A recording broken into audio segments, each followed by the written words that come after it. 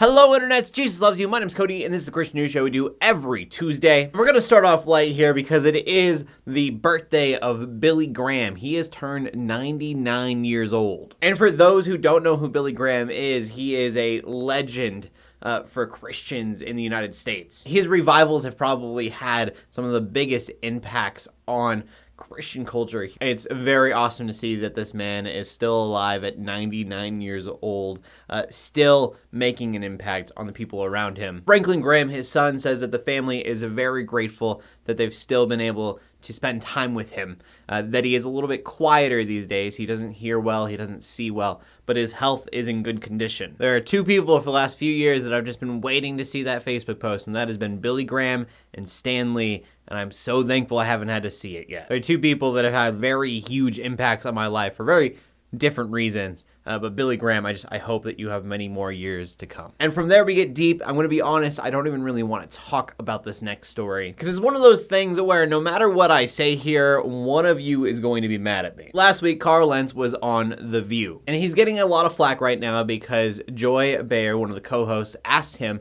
if he believes that abortion is wrong. And he replied with, "That's the kind of conversation we would have finding out your story, where you're from, what you believe. I mean, God's the judge. People have to live to their own convictions.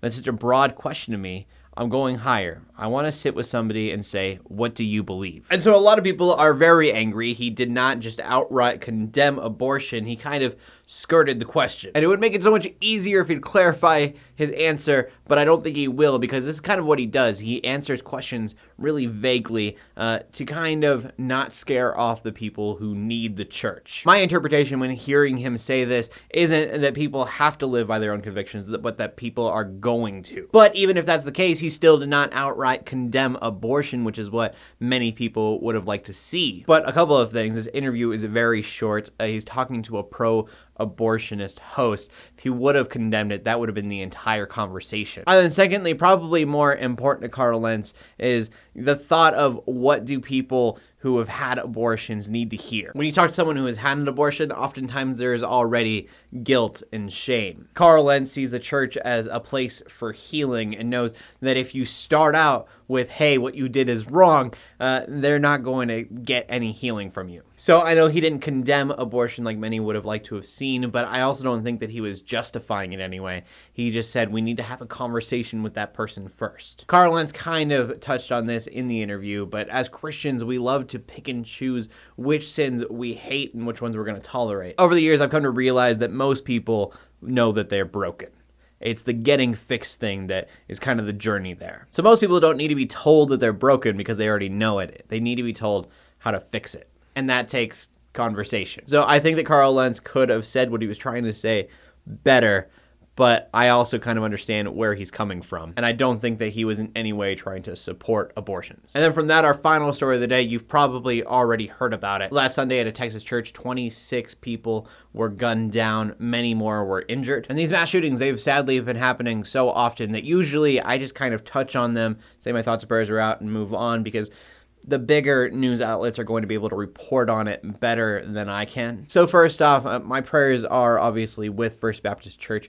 I know we were saying that so often now that it's starting to lose its meaning. I wish I could do more. And so I want to report on this conversation between Paul Ryan and Wil Wheaton. You may have heard it already. If you haven't heard from Wil Wheaton, you've probably heard it from your atheist friends. So you have Paul Ryan tweeting that the news in Texas is devastating.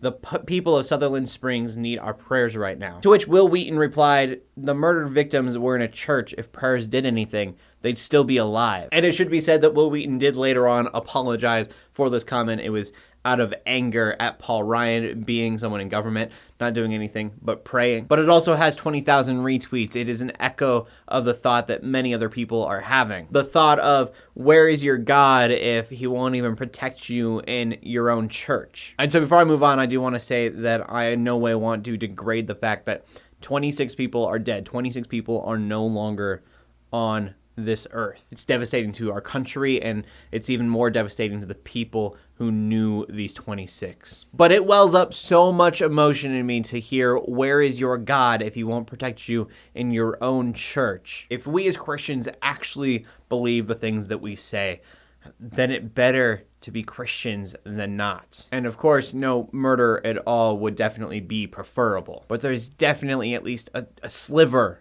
of comfort knowing where these people were going and knowing that they knew where they were going. It's just insulting to hear if prayers did anything, they'd still be alive. Because they are.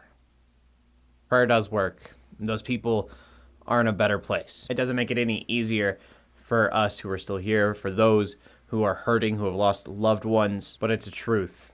It's one that we as Christians believe. You want to know where God was during that shooting?